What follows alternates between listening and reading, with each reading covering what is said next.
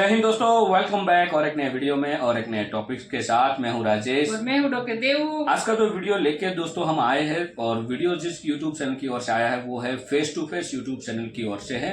और जो वीडियो है जिसका टाइटल है राहुल गांधी मीट्स दानिश फॉर मिलेगा। भाई फेस टू फेस जो यूट्यूब चैनल है अच्छी खासी बजाते हैं सर, जो बजाते हैं ना, मतलब सत्यता पे बात करते हैं। ऐसा नहीं बजाना सिर्फ मजाक के लिए बजाते हैं, ऐसी नहीं है, सत्य चीज पे बजाते हैं उसकी। मतलब वो अब ये तो आपको पूरी वीडियो देखने के बाद ही पता चलेगी कि किसी तरह से बजाते हैं। उससे पहले दोस्तों चैनल पे आप पहली बार आए और अब तक आपने हमें सपोर्ट नहीं किया है तो सपोर्ट कर दीजिए सब्सक्राइब करके और वीडियो अच्छा लगे तो लाइक शेयर जरूर से। चलिए वीडियो स्टार्ट करते हैं। तो यार कल मैंने इतनी मेहनत से वीडियो बनाया, मैंने बोला कि ओम बिरला साहब को एक्शन लेना चाहिए, पर यार तुम गटर छापो, तुम लोग यार बुला भरा बोलने से बाज नहीं आते। इसीलिए समाज में ये हाल हो रहा है कि तुम लोग भला बुरा बोलने से बाज नहीं आते, रादर बुरा बुरा बोलने से बाज नहीं आते। अब मैं चुप था, मैंने एक छोटा सा वीडियो बनाया और डाल दिया। अब तुम लोग ले लिए पंगा, हमसे उल्टा हुआ भाला पकड़ लिए। अब आओ मैं धागे खोलता हूं कि जो संसद में गाली पड़ी है इस दानिश को, उसकी वजह क्या है, उसका विश्लेषण क्या है, अब मैं बताऊंगा। मैं बताना नहीं चाह रहा था, मैंने कहा सेंसिटिव मुद्दा है, रहने दो। अब सुनो, अब कल ही खोलता हूं, निकलो गटर के बाहर, निकलो निकलो निकलो निकलो, अब सुन के जाना, ठीक है।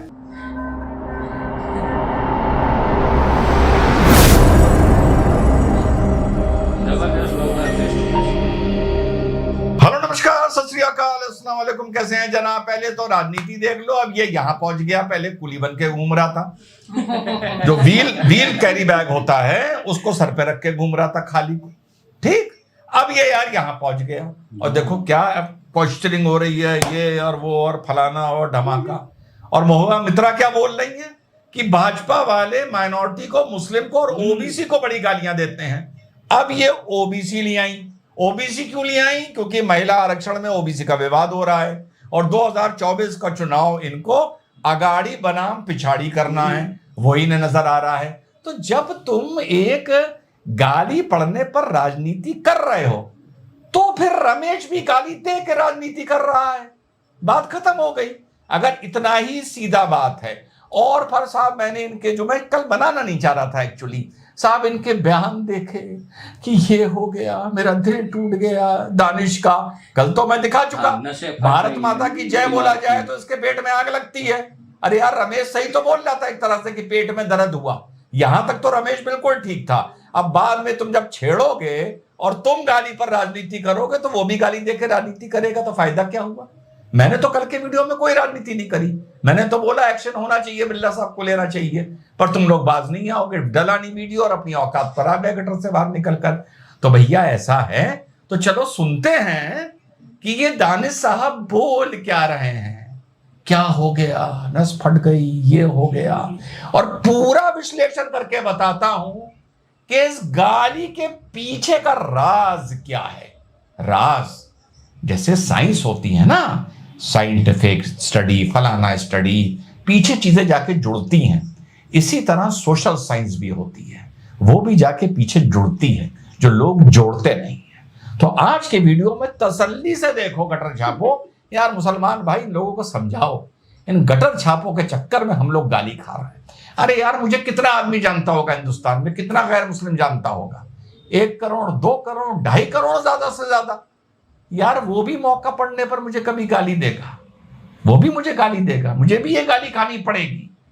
तो मैं उनमें से नहीं हूं जो गाली का जिम्मा दूसरे को दे दूं, मैं उनमें से हूं जो उस गाली का विश्लेषण करूंगा कि ये क्यों मेरे मजहब को ये आदमी गाली दे रहा है। यही हम लोगों की जिम्मेदारी है कि मूल्यांकन करें। और आज इस पूरे वीडियो में स्टेप बाय स्टेप बताऊंगा कि अब दानिश जी क्या नौटंकी कर रहे हैं। तब आगे चलते हैं, अब सुनते हैं भाई के दिल में क्या दर्द है हमारे पास। उस सदन को छोड़ने के अलावा और कुछ नहीं है। मानसिक स्थिति रात में दिमाग की नस फटने को तैयार थी। रात भर दिमाग की नस फटने को तैयार थी, मैं सोया नहीं। बिल्कुल सही बात है, अगर आप इस तरह किसी को बोलेंगे, वो सांसद होगा तो उसको ये बात बुरी लगेगी। अच्छा, ये दिमाग की नस मेरी भी यार, जब से मैंने अकल संभाली, मेरी कई बार इस देश में मेरी दिमाग की नस फटी है, कई बार। जब गुजरात के दंगे हुए तब भी मेरी नस फटी, पर उससे पहले जब गोदरा हुआ तब भी मेरी दिमाग की नस फटी। फिर जब बेगुनाह, बेकसूर, बेलौस, अपनी दुनिया में मगन, अपने परिवार को पालने वाले, किसी चीज से मतलब ना रखने वाले कश्मीरी हिंदुओं को जब मार मार के बलात्कार करके भगाया गया, घर लूटे गए, गैस के सिलेंडर 50-50 रुपए में बिके, फ्रिज 100-100 रुपए में बिके, तो घरों के सामने मैंने पढ़ा है कुछ लोग आके गेट पर मुंह देते थे। तो उसने पूछा कश्मीरी हिंदू ने कि क्या कर रहे हो? उसने कहा निशानदेही कर रहे हैं, तेरे जाने के बाद ये घर हमारा होगा, हमारे मूत की खुशबू से लोग इसे पहचानेंगे कि ये घर मेरा हो गया है। तो जब मैंने ये पढ़ा मेरे दिमाग की नस फट गई थी भाई, यकीन करो दिमाग की नस फट गई थी।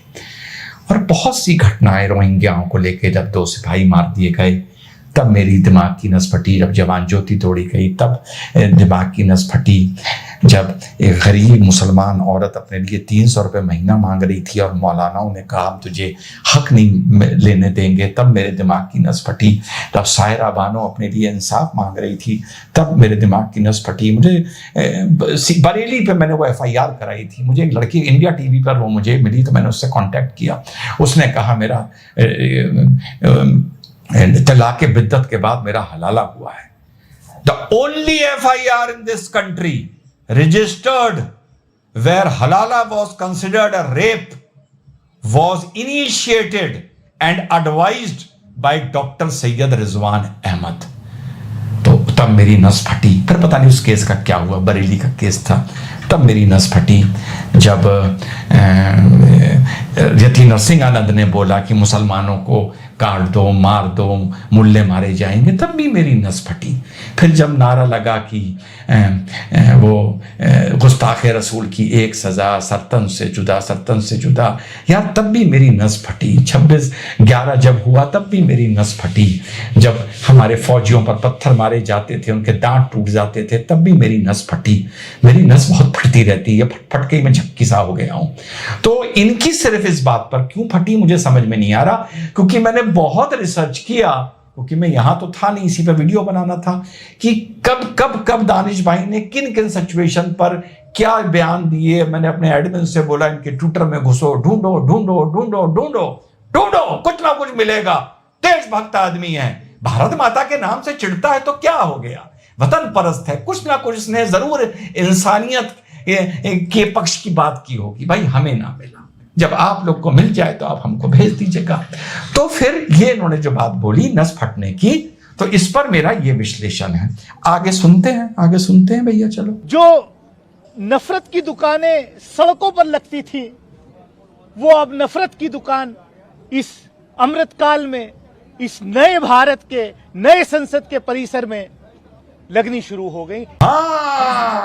बड़ी खबर, क्योंकि बीजेपी सांसद नफरत की दुकान जो सड़कों पर लगती थी वो अब संसद में लगनी शुरू हो गई। और बेचारा रिजवान कह के थक गया कि सड़कों पर नफरत की दुकान ना लगाओ, सड़कों पर नफरत की दुकान ना लगाओ, इसके छींटे कहीं और जाकर पड़ेंगे।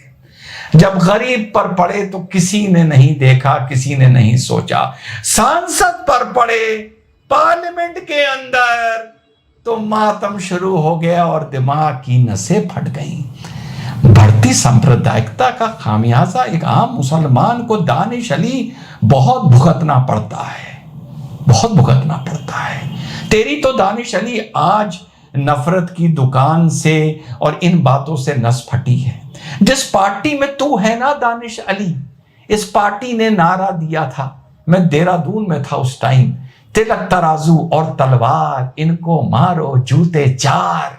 तू जिस पार्टी में है दानिश अली, ये नारा भी सड़कों पे लगता था ना दानिश अली।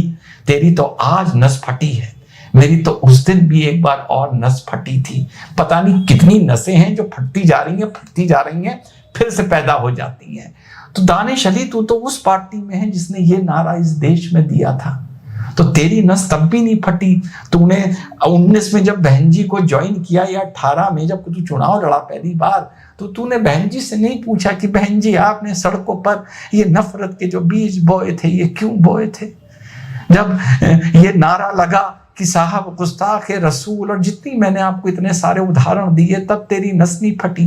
मुझे तो पहले से एज अ कमेंटेटर पता था कि जो सड़कों पर नफरत की दुकान फैल मच रही है, लग रही है, मॉल लग रहा है, इस सब की जिम्मेदारी है अपना स्वयं विश्लेषण करने की कि उस दुकान को कैसे ताला लगा सकते हो। मैं तो कोशिश करता हूं इस दुकान को ताला लगे।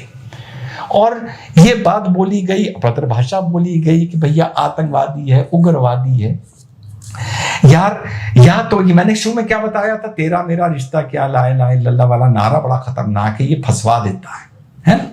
या तो ये नारा ना लगाओ, और अगर लगा रहे हो तो 360 जो आतंकवादी संगठन इस्लाम और कुरान और कलमे का नाम लेके चल रहे हैं, तो उसकी कहीं ना कहीं तो नैतिक जिम्मेदारी दानिश अली तुम्हें लेनी पड़ेगी, तुम्हें उसकी जिम्मेदारी लेनी पड़ेगी, क्योंकि तुम खुद कह चुके हो तेरा मेरा रिश्ता क्या, ला इलाहा इल्लल्लाह। मैं नहीं कहता, मेरे तो सब भाई हैं। हर हर महादेव वाला भी भाई है मेरा, ला इलाहा इल्लल्लाह बोलने वाला भी मेरा भाई है, ओ माय गॉड बोलने वाला भी भाई है, और वाहेगुरु जी का खालसा वाहेगुरु जी की फतेह, सत श्री अकाल ये बोलने वाला भी मेरा भाई है। तो मैं तो नैतिकता के आधार पर ऐसा नारा बाबा नहीं दे सकता कि तेरा मेरा रिश्ता क्या, ला इलाहा इल्लल्लाह, अबे दुनिया के सारे आतंकवादियों से मेरा रिश्ता हो जाएगा यार।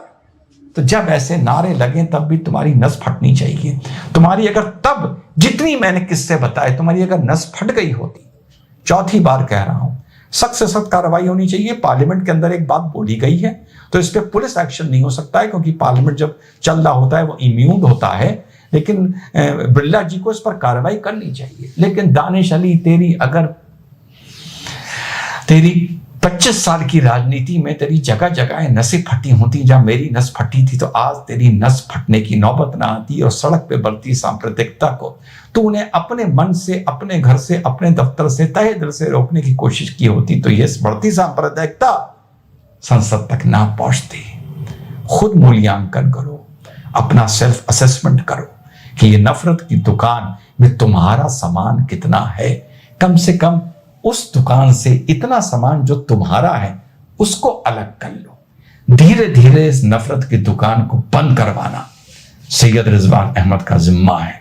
तुम जानते नहीं मेरी क्षमता, मैं कहां तक लड़ सकता हूं और कितना लड़ सकता हूं, पर इस दुकान से तुम्हें अपना सामान भी हटाना पड़ेगा। और यह भी सोचना पड़ेगा कि इस दुकान का ताला सामान रखने के लिए सबसे पहले पिछले 70-80 साल में इस देश में किसने ये दुकान खोली थी। जय हिंद, वंदे मातरम, खुदा हाफिज। जय हिंद, वंदे मातरम, वंदे मातरम। और जो हम बोते हैं ना वही हम पाते हैं। ये कहावत बहुत लोगों को पता भी है, लेकिन लोग उसको नजरअंदाज करते हैं। जैसे दानिश जी ने कहा, क्योंकि उसी ने पहले पार्लियामेंट में गाली बका था, और वो गाली थी बड़वा वाला शब्द था, बड़वा। पता चला बड़वा का मतलब बहुत ही बड़ा होता है। गाली वो बहुत ही बड़ी होती है, छोटी मोटी गाली नहीं है। आप किसी को भी हालांकि उसने पर्सनल में गाली दी, वो चलो अलग दिक्कत है, लेकिन पर्सनली भी आप किसी को ये गाली नहीं दे सकते हो।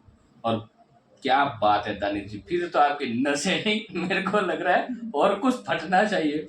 देखो, हम जिसको जो कहते हैं तो हमें भी यही आशा रखनी चाहिए कि एक दिन हम पे भी किसर उछलेगा। हम जो एक्शन देते हैं उसका रिएक्शन तो आता ही है। हाँ, किसी भी। और खास करके इसके ऊपर एक्शन लिया जाना चाहिए, क्योंकि इसमें कोई पुलिस कुछ नहीं कर सकती, क्योंकि ये पार्लियामेंट के अंदर था। और पार्लियामेंट में एक्शन हमारे उस समय के जब पार्लियामेंट में जो भी जज होते हैं, उस समय बिरला जी थे पार्लियामेंट के सचिव, तो वो ले सकते हैं एक्शन, उसको लेना भी चाहिए। वो ली भी होगी, वो तो भी बाद में न्यूज आएगा तभी पता चलेगा।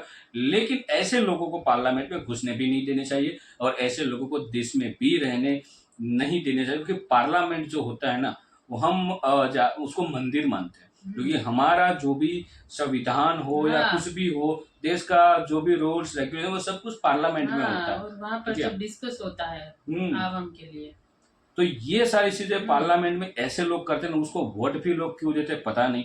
हालांकि पर्सनल था सब कुछ दोनों का, लेकिन पर्सनल हो तो आप बाहर करो ना, एक दूसरे के सामने जो भी कर रहे हो वो अलग चीज है, लेकिन पार्लियामेंट में बोलना, सबके सामने बोलना और पार्लियामेंट की गरिमा है उसको ठेस पहुंचाना, ये कहीं का भी नहीं है। और अच्छी खासी अब पड़ रही है दानिश और जी को। ये सर ने वो भी बोला था कि उसको भारत माता की जय बोलने में चिड़ है और हम्म। सुनने में भी है। रिजवान जी जो बताते हैं सत्यता, बट हाँ, उसको सत्यता उसमें होती क्या है। उन्होंने सही तो बोला कि भाई जब ये सब कुछ कांड हुआ तब क्यों नहीं आपकी नस फटी। कितने सारे इंसिडेंट्स बताए हैं उन्होंने। हाँ, बलात्कार उसमें शामिल था, कश्मीर वाले कितने था, सारे यार, सब कुछ कश्मीर थे। का सुन के तो हमें हमारी और रूह कश्मीर कांप वाला जाती जब है। मूवी देखा ना, मैं बोल रहा हूँ सच में। जिन्होंने मूवी देखा हुआ ना, मूवी थिएटर में अंदर उसकी आंखों में से आंसू तो जरूर आए होंगे, वो फिर हिंदू हो, मुस्लिम हो या कोई भी हो, हाँ। जिस हिसाब से क्रूरता वहां पे हुई थी। किसी के का भी वो दिल कांप जाता है वो और ऐसे देख लोगों के। को तो कभी भी वोट मत दो।